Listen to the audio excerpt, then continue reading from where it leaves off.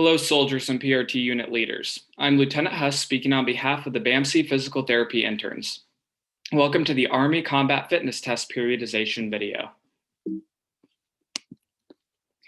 In this video, we will introduce physical readiness and its components, discuss the National Strength and Conditioning Association's 7 steps of program design, periodization, and the breakdown of training cycles, periods, and sessions, explain the Holistic Health and Fitness, or H2F, periodization model, cover methods to recognize and prevent overtraining, and discuss returning injured soldiers to unit training. Much like the Super Bowl represents the culmination of all training and preparation in the NFL, deployment is the culmination of all military training. Physical readiness is a substantial contributor to deployment readiness, and the ACFT is designed to quantify the effectiveness of a PRT program. FM 7-22 highlights an important distinction about the ACFT. Soldiers must train into physical readiness. They cannot test into physical readiness. The ACFT validates the physical training program. It is not the physical training program.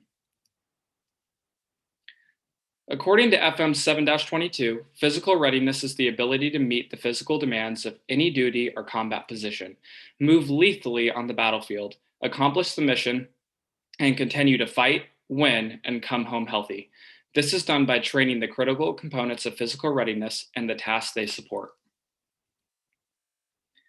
The components of physical readiness include muscular strength for lifting, dragging, and carrying heavy loads, muscular endurance for executing sustained bouts of low-intensity resistance, aerobic endurance for executing sustained bouts of low-intensity movement, anaerobic endurance for executing short-duration, high-intensity movement, and finally, power for completing short-duration explosive movements with heavy loads.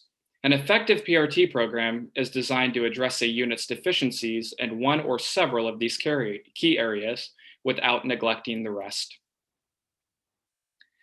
The National Strength and Conditioning Association, NSCA, has provided 7 steps to program design to maximize benefits from training. We will now discuss these 7 steps as they relate to creating a unit PRT program. The first step to designing any program is creating a needs analysis. Essentially, this step compares where you are currently relative to where you want to be. And we do this by beginning with the end in mind. As we are speaking about periodization for ACFT training, a soldier passing the ACFT will be our end state. The good news is determining current state of the unit is relatively easy just by running a diagnostic ACFT. The table on the bottom shows the result of the 18th Airborne Corps' diagnostic ACFT. From this table, we can see the unit struggled the most with the leg tuck, having the highest failure rate. This indicates training time would best be utilized in training the leg tuck versus the deadlift with only 4% failure rate. The next step is exercise selection or mode. Although many see FM 7-22 as doctrine, it truly is a training manual that offers easy to find recommendations of exercises. The FM may be used to create flexible and creative ways to train soldiers. Unit PT does not need to be limited to push-ups, sit-ups, and running, nor should it be confined to repeating ACFT events during every PRT session. Other modes of exercise, such as swimming, can and should be used, adding variety to workout routines, not only maximizing physical improvements, but also decreasing burnout and injury rates. Next is training frequency. Many factors are taken into account when determining how often units will conduct ACFT-based training, such as field training exercises or military schools. The training status of an athlete refers to how long individuals have been doing specific exercises. The more conditioned an athlete is, the more frequent they may exercise without increased risk of injury, as their bodies have adapted to the stress. Finally, higher intensity or duration exercises will require less frequent training sessions per week. The goal is to promote adequate recovery between each session. Exercise order allows soldiers to maximize safety and progression within each training session. The picture below shows a typically recommended exercise order for the quadriceps muscle group. After a good warm-up, power exercises, such as the power clean, would be first, as they require the most skill and safety. Next would be other foundational exercises as depicted by the squat in the second picture. Foundational exercises are typically described as multi-joint and utilize large muscle groups. Last would be single joint exercises as depicted by the leg extension machine. These are typically easier to perform and are the safest when a soldier is fatigued from the rest of their workout. With this, it is most important to prioritize the goal of the training session first. It is helpful to break intensity into cardiovascular and resistance components. We will start with cardiovascular. The most common approximation of cardiovascular intensity is percentage of heart rate max. This method typically requires a heart rate monitor to be effective during activity. However, this may not be feasible when in large groups, such as unit runs or in untrained individuals who are unsure of their max heart rate. In a group PT setting, rating of perceived exertion is likely the best measurement tool. The 10-point scale on the slide is easy to use during any workout. It is key to state the rating goal at the beginning of an exercise, so the proper intensity is met throughout the workout. Finally, the talk test is the simplest way to determine intensity. The talk test states that a soldier should be able to hold a conversation at a low to moderate intensity, but not at a high intensity exercise. For resistance training, intensity is often seen as percent of a 1 rep max, with 1 rep max being the maximal amount of weight you can lift for 1 repetition with complete and proper form. A rep and set scheme can be created at a certain percent of 1 rep max to tailor a resistance workout to specific goals, such as muscular endurance or power. An RPE scale may be used to estimate percent of 1 rep max in large groups. For example, completing exercises at an RPE of 6 to 7 indicates an individual is lifting about 70% of their 1 rep max. In cardiovascular training, volume often refers to the length of time or duration of a workout. The lower the intensity of a workout, the longer the duration may be.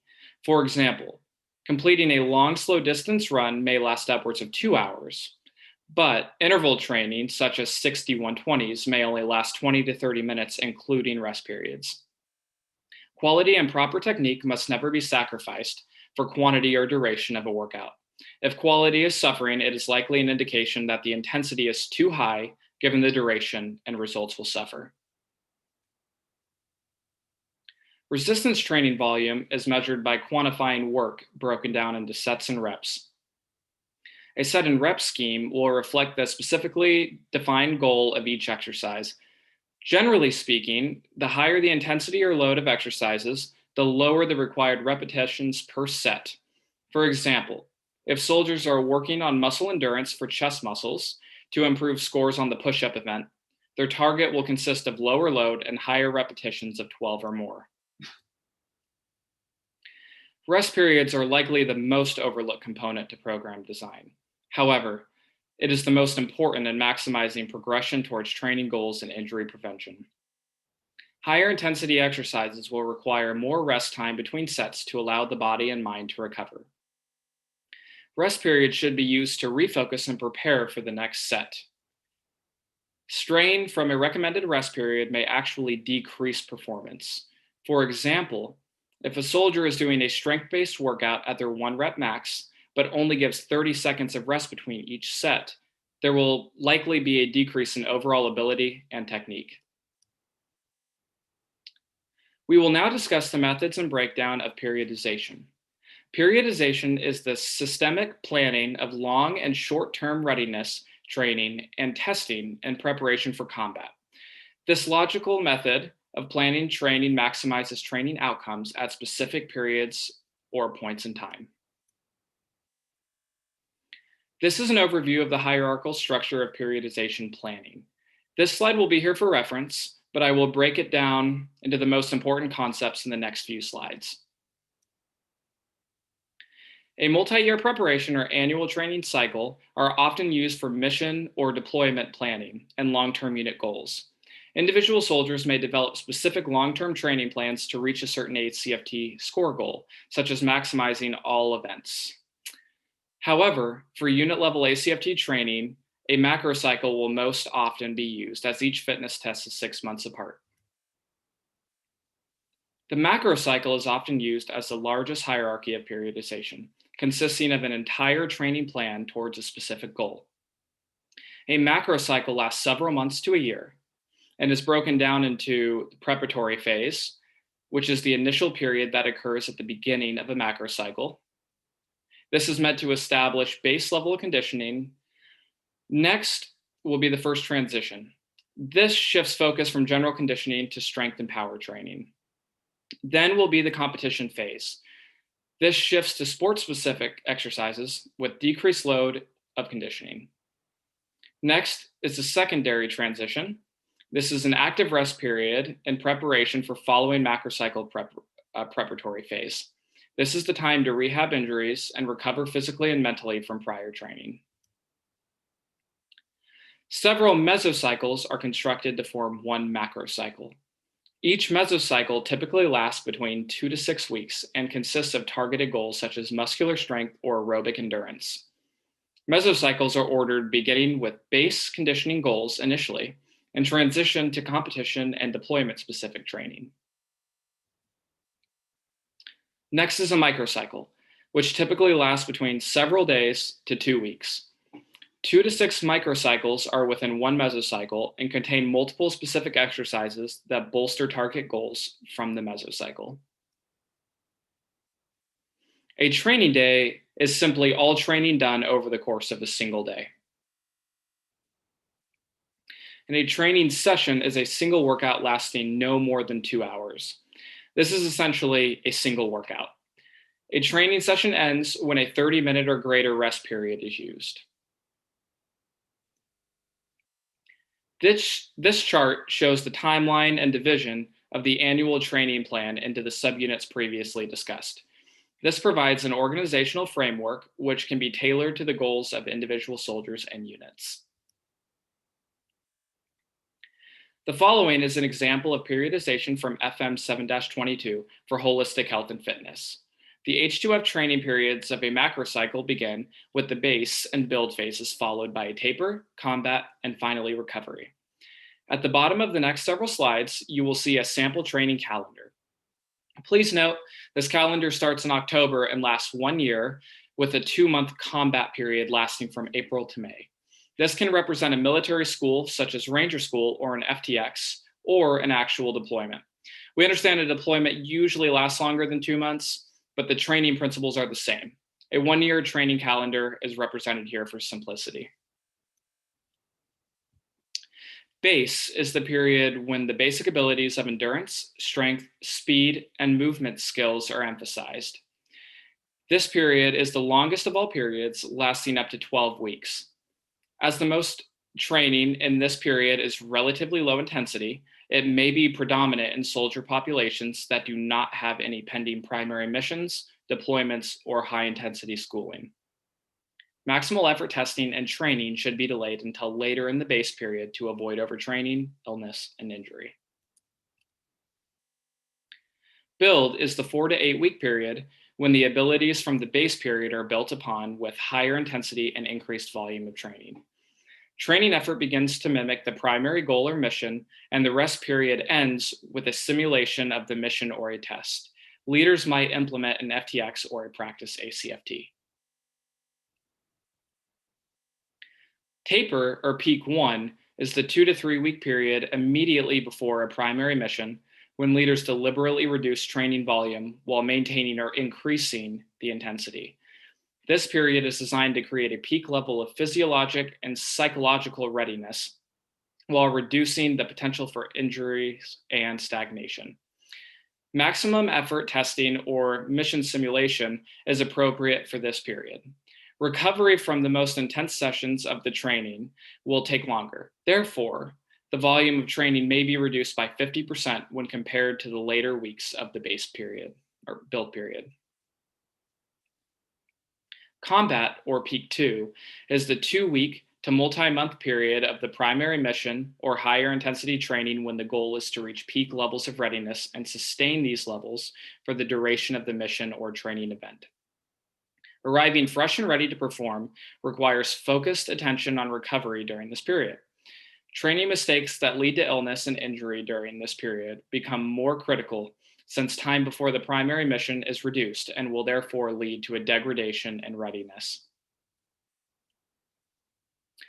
Recovery is the period of 4 to 8 weeks when the soldier is in recovery from the primary mission. It is characterized by low workloads and general adaptation and recovery. This period precedes a return to the base period and is where recovery occurs that allows the transition to higher volumes and intensity of training later in the macro cycle. In this soldier lifespan, this would equate to the future soldier program period as a civilian begins the physical and mental transition to become a soldier. It would also be the period of recovery after a deployment, injury, or illness, or following a demanding functional course, such as Ranger School. To wrap up this presentation, the following are methods to prevent injury from overtraining in a group setting. FM 7-22 states, injury control is the secondary effect of proper condition. The primary effect is readiness. Some methods to prevent overtraining are as follows. Set the goal of reps and sets, or RPE. Use ability groups more often, both for cardiovascular exercise like running or weight training. Avoid exercising similar muscle groups or running on consecutive days. If this cannot be avoided, be sure to adjust intensity to allow proper recovery. Soldiers should never exercise above their skill level. If technique is failing, encourage soldiers to regress their exercise. Never progress faster than 10% per week, regardless of exercise mode. This allows the body to adequately adjust to the increasing load. Finally, understand the training status and motivation levels of each soldier you train. Soldiers returning from an injury must be challenged in an optimal zone. Enough physical stress to produce benefits without overtaxing healing tissue. Healthcare professionals should give good parameters that highlight what a soldier can safely perform throughout the rehabilitation process. Profiles should enable soldiers to overcome training obstacles while safely optimizing participation. This should include gradually increasing load as tolerated. To reiterate some final points from FM 7-22, soldiers must train into physical readiness. They cannot test into physical readiness. The ACFT validates the physical training program. It is not the physical training program. In regards to creating training schedules, FM 7-22, Chapter 14 states, soldiers and their leaders are able to implement their own training programs utilizing the information in this chapter. The detailed physical training schedules may be written or modified to suit unit medal lists and integrated into other domains of nutritional readiness, mental readiness, spiritual readiness, and sleep readiness. Chapter 14 has several training programs provided, which may be modified to suit individual and unit needs. For more information on integrating multi-domain readiness into your program, please contact the installation's Army Wellness Center. These are some resources you can refer to deepen your knowledge on the information presented today. Thank you for listening to our presentation. I hope you learned more about periodizing a training routine and optimizing your unit PRT sessions.